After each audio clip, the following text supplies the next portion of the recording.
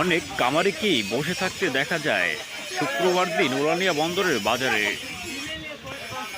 কুরবানি ঈদের আর মাত্র একদিন বাকি থাকলেও কামারিদের কাজে যেন গা গরম হচ্ছে না।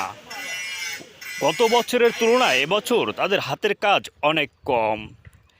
এরপর অনেকেই আবার সেই পুরনো জিনিসকেই আবার নতুন করে রিপেয়ারিংয়ের মাধ্যমে ব্যবহার করবেন বলে এবছর জানিয়েছেন।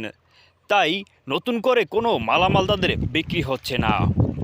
অনেকেই আবার বসে বসে নিশ্চুপ নীরবতা পালন করতেও দেখা গেছে। কামারিদের সাথে কথা বলে জানা যায় যে আমরা লোহাকে পুড়িয়ে গলিয়ে এভাবেই হাতের কাজ দিয়ে জিনিসপত্র তৈরি করে থাকি। আমরা আশা করে থাকি কুরবানির যে আসলে খুব ভালো একটা ফলাফল পাবেন, ভালো দামে মাল বিক্রি করবেন, কিন্তু সে আশা যেন শুধুই নিরাশা।